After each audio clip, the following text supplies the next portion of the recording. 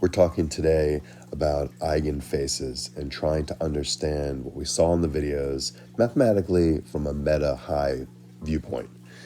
So we are given one large data set. It goes by the name faces, and it's 32,256 by 2,410. Now this faces matrix is comprised of 2,410 columns. Each of one is a face of 32,256 by 1, a tall, skinny column vector. Now each face, each tall, skinny column vector of 32256 by 1 was originally a more conventional face picture, 192 by 168. But the 168 columns of this 192 by 168 face were stacked on top of each other, working from left to right to create the tall, skinny vector. That's a face. And so we do a quick mental check to make sure that 192 times 168 equals 32,256. We also note that there were 38 people's pictures in this data set, and there were 64 pictures taken for each person. And now we do a quick mental check to make sure that 38 times 64 equals 2,410. Only it doesn't. It equals 2,432. Which means some of the pictures from the original data set, which should be 2,432 pictures, were thrown out. 22 pictures were discarded. Which leads us to assume that perhaps for 22 of the 38 people's 64 pictures, only 63 were included. We don't know that for sure, but it's probably a fair assumption.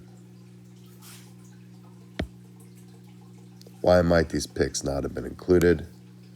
I don't know. Next, we want to consider something called our training data set. In the training data set, we will not include all 38 people's data. We will only include 36 of 38 people's pics. So we'll remove 2 people's sets of pictures, or 2 times 64 pics. Therefore, our training data set ought to have 2,410 minus 128, or 2,282 pictures, equivalent to 2,282 tall, skinny column vectors. And our new matrix should be 32,256 by 2,282, and we call this the training faces matrix, slightly smaller than the original faces matrix. Finally, we must consider one more modification to our existing data set. We will now mean center our training faces matrix, which results in a mean-centered training faces matrix X. It's still 32,256 by 2,282. And we remind ourselves how we get there. We compute an average face, an average 32,256 by 1 column vector, by taking a mean of the 2,282 columns of our training faces matrix. We then create a matrix of average faces where every column is the average face. Just repeat it over and over again. And we take the training face matrix, we subtract off the average faces matrix, notice they're the same exact size, to produce the mean centered training faces matrix X, which would be the primary data set we'll be working with from here on. And each column now is a picture of one of the people in our data set, or one of their pictures, and they are mean centered. Now the important part. We calculate the SVD. You know how the singular value decomposition works. You're decomposing your data set X into two unitary matrices and a diagonal matrix C. The unitary matrix U, the diagonal matrix sigma, the unitary matrix V transpose. Remind yourselves of the sizes. You are looking at the economy SVD.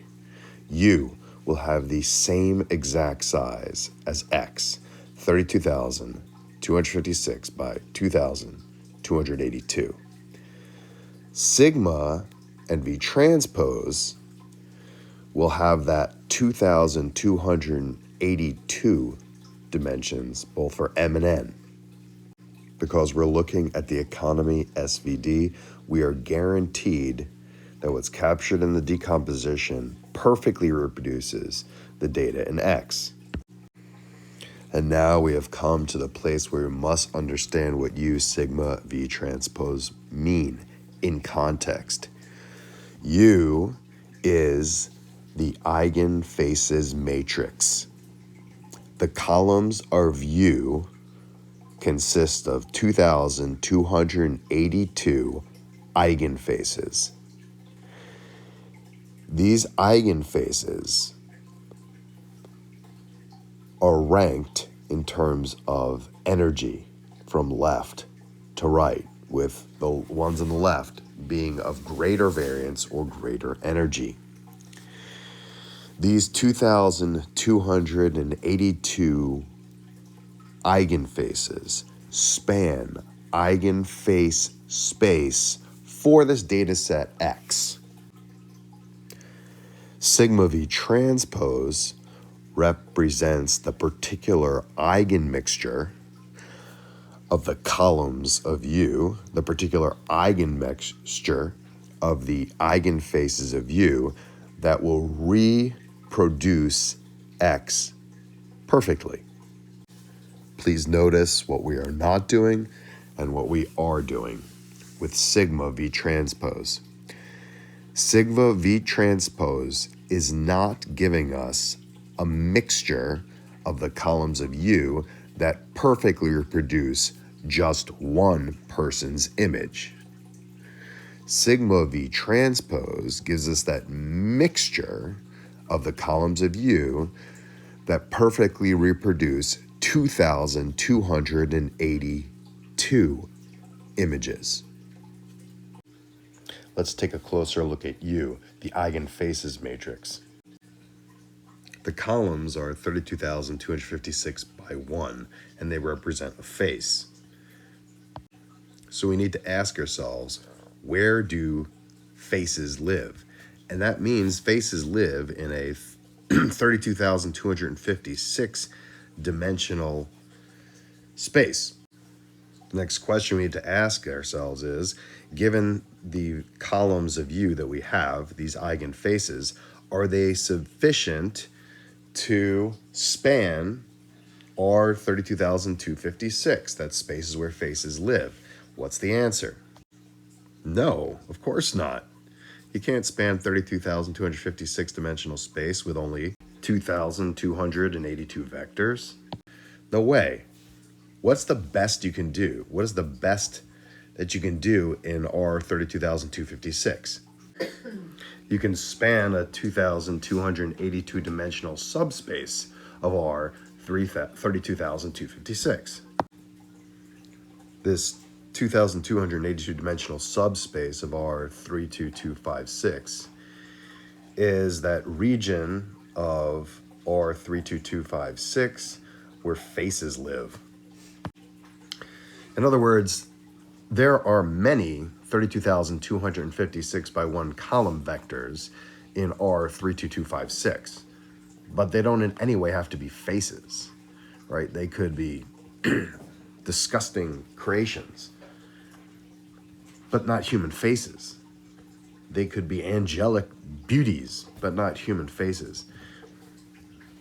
Only those 32,256 by 1 column vectors that are human faces exist in kind of a narrow region of R32256, which is a 2282 dimensional subspace of R32256. And we can call that subspace eigenface space. It is the space that theoretically is spanned out by the 2,282 column vectors of U.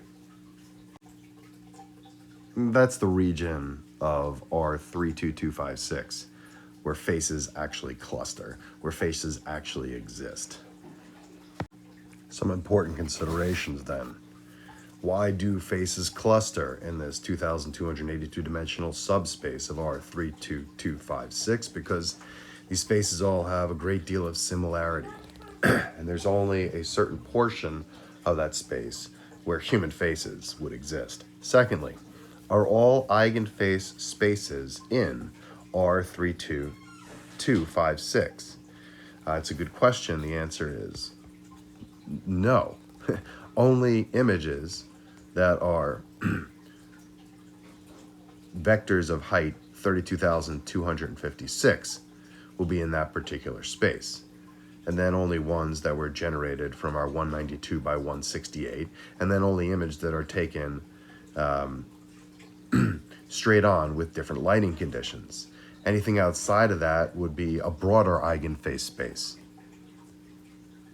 And then a third consideration, are those 2,282 eigenfaces sufficient to span all of eigenface space? It's a good question. The answer is it's certainly sufficient to span all of eigenface space for these 2,282 faces. But it's probably not sufficient to span all of eigenface space if we included every person's picture in R32256 from around the world, because there's more genetic diversity than that's captured here. Nevertheless, this particular set of eigenfaces probably does a pretty good job spanning out all of the theoretical eigenface space that's out there for the whole world. It just doesn't do a perfect job of it. What am I saying? I'm saying if you took a very large random sample of all 7 billion people on this planet in R32256, those images, you'd be able to span all of theoretical global eigenface space, and any human face would be a linear combination of those faces. And these 2,282 eigenfaces do a good job spanning out all of that eigenface space, that theoretical eigenface space, but not a perfect job. And even if you took a very large data set from, say, every person in Honduras, 64 pictures or 100 pictures from everybody in Honduras, all right, you had hundreds of millions of pictures, because there's such low genetic diversity in Honduras, or maybe I should say Bolivia, I think it's even lower. You really couldn't span an eigenface space greater than Honduran or Bolivian eigenface space. You couldn't span global eigenface space. Now we must talk projections. Given U, we can easily create U transpose just by knocking it over on its side. These are still the set of our 2,282 eigenvectors. And then this right here will be the face F, a new face F. This can be the face of a guy named Peter. Some guy who exists in the world. His picture's been taken face on 32,256 by 1 column vector. That's what the photo is. All right. Well, certainly then, this photo should be a linear combination of the columns of U. Now you'd say, well, what if he's outside the genetic diversity and facial shape of the original training set? You're right. He may not fall in there perfectly, but he's going to fall in there close enough. Hopefully, right? So how do we find out the particular linear combination of the columns of U that generate F? How do we find that unique fingerprint for F? The way you do it is you take F and you project it into U transpose.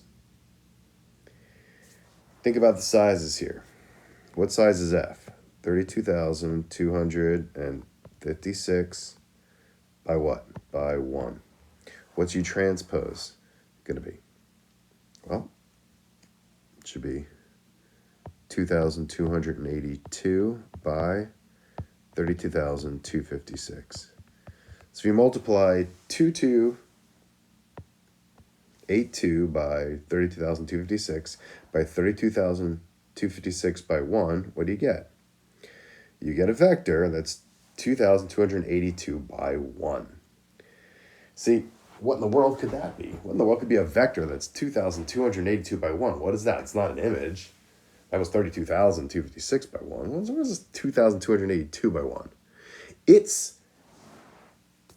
the fingerprint. It is all the coefficients for the linear combination, right? C, D, E, F, G, that kind of C1, C2, C3. All of the coefficients of the linear combination of the columns of U that will perfectly reproduce F. Say, really? Yeah. Yeah, that's it. You need to project, if you have a column vector F, and you want to project it into a subspace U, you multiply U transpose times F. Now that you have this, what he calls sigma, this fingerprint, which is 2,282 by 1, the coefficients that tell me the proper combination of the columns of U to produce F. Well, if I then take that and multiply it times U, which is 32,256 by 2,282, what do I get back? If I multiply 32,256 by 2882 times 2882 by 1, what do I get? A 32,256 by 1. What's that? We know what that is. That's an image that exists somewhere in eigenface space, right? Or faces space. Fantastic. Which face will that be? Not eigenface. Which face will that be? It'll be F.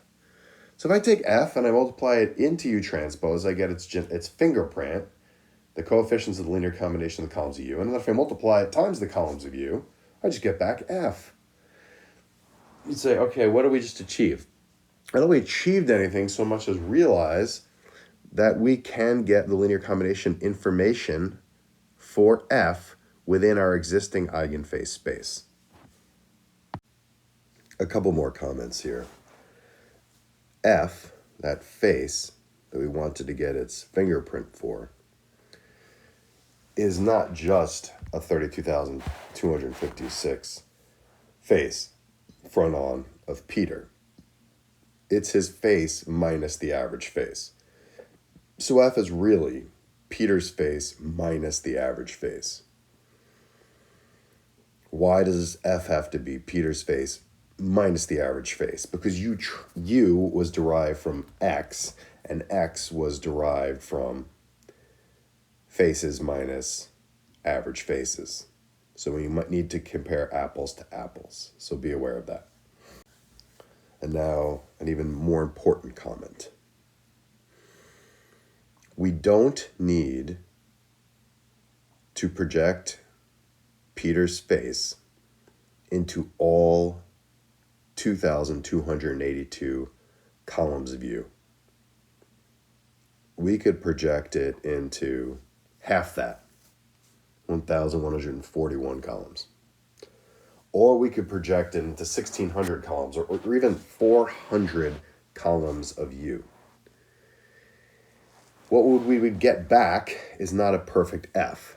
Think this through with me. If we take F and we multiply it times U transpose, we get the fingerprint, that 2,282 by 1 set of coefficients for the linear combination of the columns of U. If we multiply that in terms, that alpha by U, you get back F perfectly. But if instead we projected F into the first 400 columns of U transpose. Yeah, in first 400 columns of U. Meaning we multiplied it times 400 by 32256. And then multiplied that by 32256 by 400. Well, what we would get back would be an approximation for F, a lower dimensional approximation of F. But it will be a really good approximation. Why? Because you know that most of the energy, most of the variance, when it comes to the columns of U, is captured in the first 5, 6, 7, 10, 20 columns of U. That's where the big energy lies. Certainly if you take 400 columns of U, there should be more than enough energy and more than enough variability to reproduce F, at least as a grainy but recognizable image. A couple notes then. Notice if we're projecting only into the first 400 columns of U, the math still works. If I take a 32,256 by 400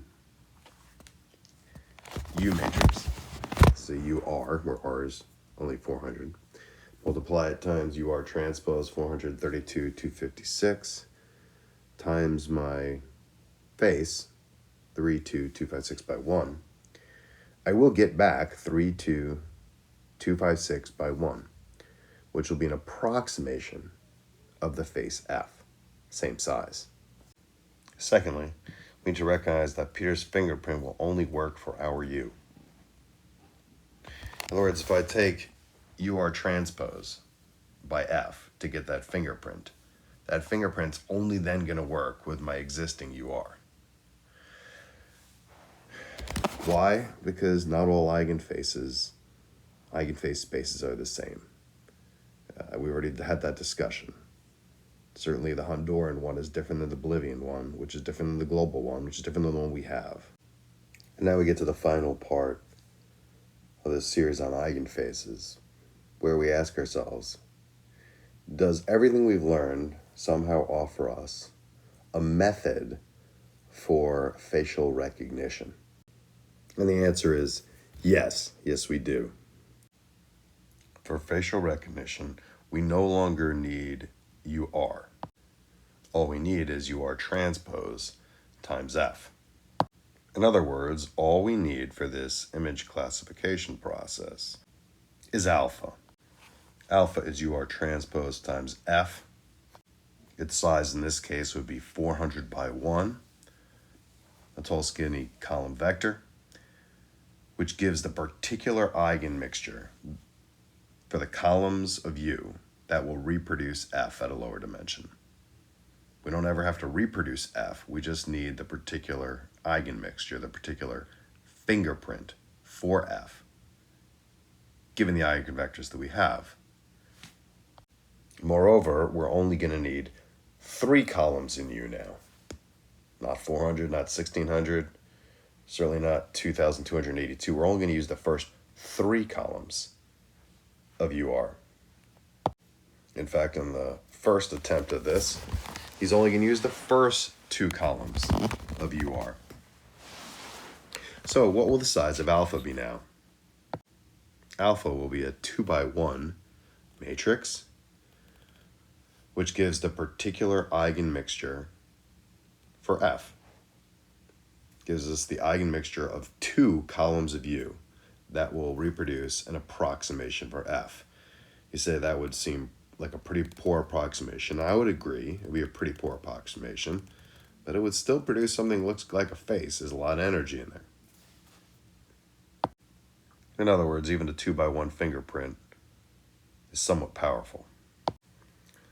Well, let's consider the 3x1 case. Let's consider where we project F into UR transpose, where we're going to take 3 columns of U. Interestingly, we're not going to project into the first 3 eigenvectors, eigenfaces U1, U2, U3. Rather, we're going to project into the 4th, 5th, and 6th eigenfaces. You'd say, is that something you can do? The answer is yes, you can.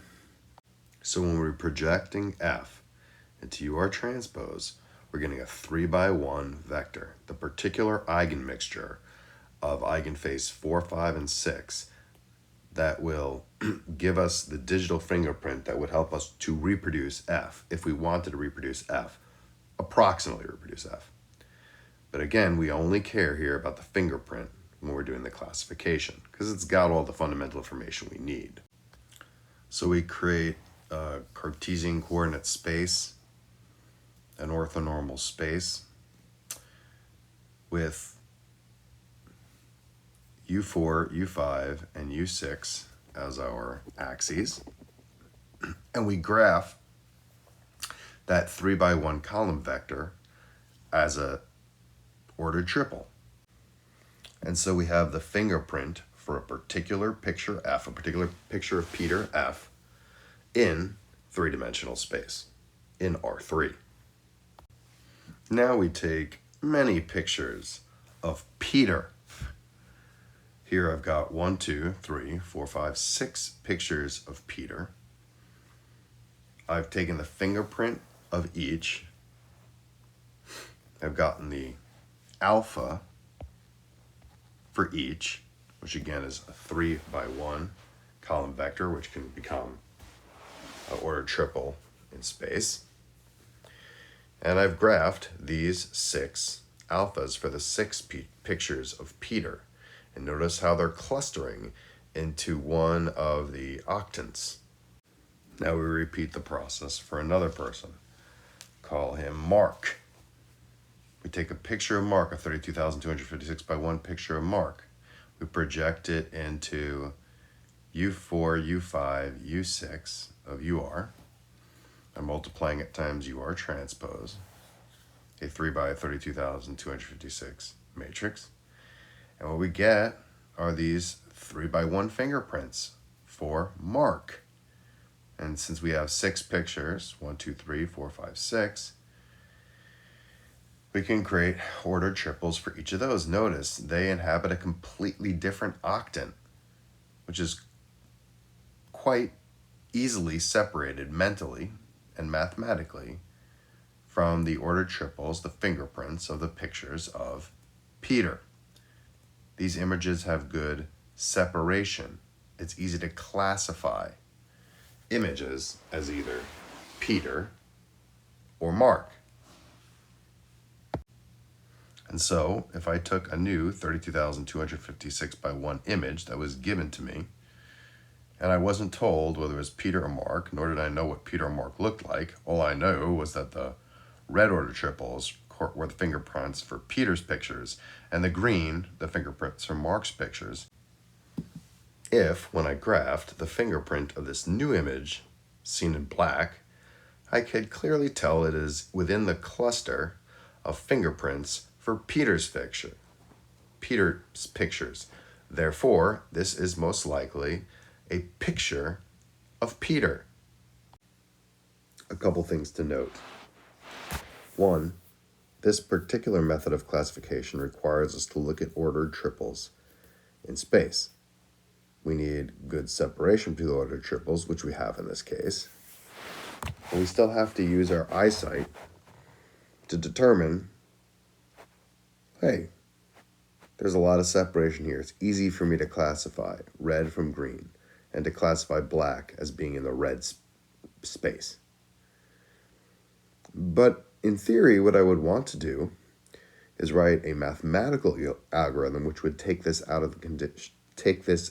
of my hands entirely. Do you think you could do something like that? Well, with this level of separation, certainly you can find out where the average ordered triple is for Peter, for the red ordered triples, and measure the distance from that ordered triple in space to the black ordered triple in space. It'll be small. And you could take the average ordered triple for the green ordered triples from Mark's ordered triples and take the average distance, take the distance between that average ordered triple for Mark and the black ordered triple, and it will be large. And so it will be pretty clear which camp this ordered triple fell into, where it should be classified Peter over Mark. You should be able to do that without actually looking at this data. So what we need to come up with, which is not in these videos, is a classifier algorithm, a mathematical classifier algorithm that will do that. So some things to think about. Do we really want to be limited to just three-dimensional space? No. The reason we limited this to three-dimensional space, because we didn't come with a mathematical classifier, is that we just wanted to be looking at the data. And we can look at ordered triples in space, and that's as far as we can look. We can't look at ordered quartuples in space, because we can't view anything in that high of a dimension. But just like we could calculate an average distance from a mean fingerprint in three-dimensional space, we can do the same thing in 4, 5, or 400-dimensional space. And since 400-dimensional space we know can be used to reproduce with a high degree of accuracy just about any image in or outside the training set, then it's my guess, my hypothesis, that if we were to build some sort of classification algorithm based on distance in 400-dimensional space, we should be able to identify, assuming good separation, there's some difference between Peter and Mark. Moreover, we need to take consideration that we want to be able to do classification of more than just two people. We probably want to be able to do image classification for everybody in the class, which is 10 people, or everybody in the grade, which is 65 people, 70 people. And so we need a more robust algorithm, a more sensitive classifying algorithm. Moreover, if there are two people in the class that don't have as good separation as Peter and Mark did, or in the grade don't have as good a separation as Peter and Mark did, we're probably going to have to come up with a more interesting method of classification to decide whether a new picture that's being submitted is that of one person versus the other. Well, that is the lecture on eigenfaces summed up mathematically, hopefully from a meta level. Hopefully that was clear, hopefully that was concise, hopefully that was helpful. If it wasn't, blame it on the COVID. So, let's talk about work that you should be doing now. If you are someone who this was new to, who you had some understanding but not full understanding, where you learn and pay attention to the code to try to be able to reproduce it, but the math got lost on you a bit, and now it's maybe made more clear, you need to go back to the code and make sure what each chunk of code did, how it was useful, because remember, a lot of the code in Eigenface is more about visualizing the images than about what we talked about here, which was the fundamentals of the math. And you need to get that code under your belt to have a test on this material. The test is probably going to be delayed for a couple of days due to COVID, so you'll have time to master both the code and the math. If you're someone who already's got that under the belt, you know who you are. You know the code, you know the math. It's very straightforward and simple at this point to you. Then you need to be getting on an algorithm, which will be basically this algorithm, with the exception that we will need a more robust classifying algorithm. Keep it simple. Don't import a bunch of functionality from another system that we don't understand the math for. Keep the math simple. Make it so that you could build it from scratch, from the ground up, for the most part. Come up with a classifier. Put it all together so that we can start taking images of the kids in the class and seeing if we can make a successful algorithm that can distinguish the 10 pictures. One person in the class who has a decent camera, we'll need to set up a location within the classroom for each person in the class to have their picture taken. Let's just do a kind of a deadpan face. Nothing interesting, no smiles, no gestures. Let's just keep it simple. No sunglasses, no hats, nothing like that. Let's just keep it simple. Take many pictures. You can let the lighting conditions change. Same distance, same size picture. And we need to build a pretty large database of pictures of people so we can span a large chunk of eigenface space for this class. And I want you to build a successful algorithm that can purely mathematically generate who a new anonymously generated picture is. Are you up for that challenge? Those of you who are ready for that part of it are going to work on that part together. Those of you who still need to catch up and master this math and code, you need to do that. All right. Thank you, folks. Hope to see you soon.